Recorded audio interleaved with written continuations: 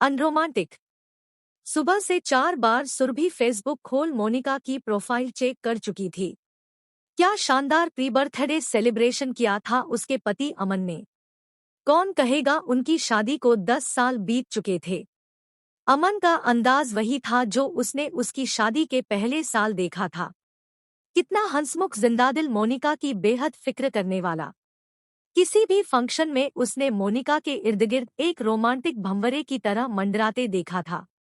कितनी लकी है मोनिका, सोच ही रही थी रश्मि की एकदम उसे अखिल की तेज आवाज सुनाई दी। अरे ध्यान कहाँ है तुम्हारा, देखो चाय उबल कर बाहर निकल गई।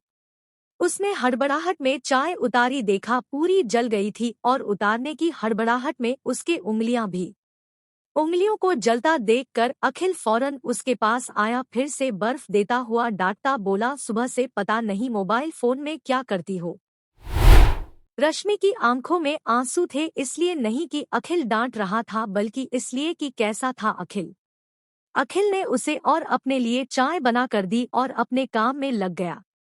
उसे याद आया कि एक बार मोनिका बीमार पड़ी थी तो कैसे अमन ने फेसबुक पर भी डाला था कि वह कितना परेशान था मोनिका को लेकर, और एक यह अखिल उसकी कुछ चिंता ही नहीं करता।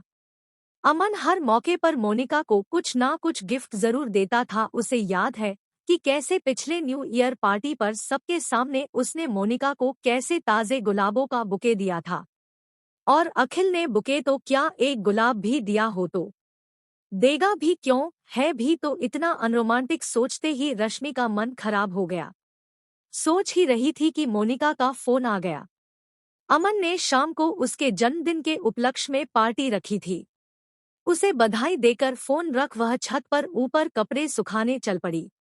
अरे जरा अपनी उम्र का ख्याल कर, इतना वजन उठाया करो, देखो तो कितना भारी टब लेकर जा रही हो। उसके हाथ से टब लगभग छीनते हुए अखिल ने हंसते हुए उससे कहा।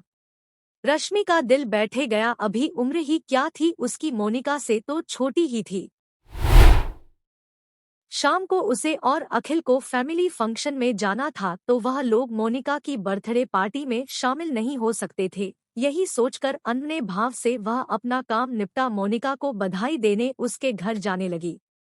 अखिल ने कहा था वह उसे छोड़ देगा। बाइक पर बैठते ही उसने जैसे ही हाथ अखिल के कंधे पर रखा तो उसे याद आया अखिल को ऐसे बाजार में उसका हाथ रखना पसंद नहीं था। और आज उसका मन वैसे भी अखिल से कसैला था। उसने झट से अपना हाथ वापस खींच लिया। अखिल ने उसका गुस्सा महसूस करा था। वह कुछ नहीं बोला।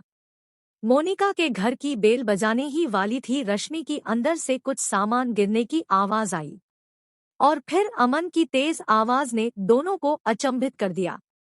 अमन का तेज साफ साफ सुनाई दे रहा था, कितनी बार कहा है तुम जरा सलीके से रहा करो, बिल्कुल फूहड़ हो तुम। कितना बकवास खाना बनाया है। मैं ना बताऊं तो कुछ भी ऐसा वैसा पहनकर बाहर चल दो। अगर आज की पार्टी में कुछ गलत हो गया तो मुझसे बुरा कुछ नहीं होगा। अंदर जाने पर साफ पता चल रहा था कि अमन ने मोनिका पर हाथ उठाया था। खाना जमीन पर बिखरा हुआ था। उन्हें देखकर वह बहुत संयत हो बात संभालकर मोनिका से बोला, अरे थाली कैसे गिर गई।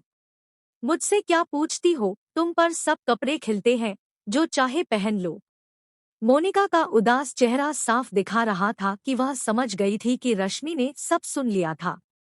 उसे गिफ्ट दे रश्मि जल्दी ही घर से बाहर निकल आई। बाहर बाइक पर उसने बैठते ही अखिल के कंधे पर हाथ रखा। अखिल कुछ कहने ही वाला, फिर कुछ सोचकर चुप हो गया और मुस्कुराने लगा। और रश्मि, वह तो मगन अपने अनरोमांटिक पति के साथ बाइक की सवारी का आनंद ले रही थी।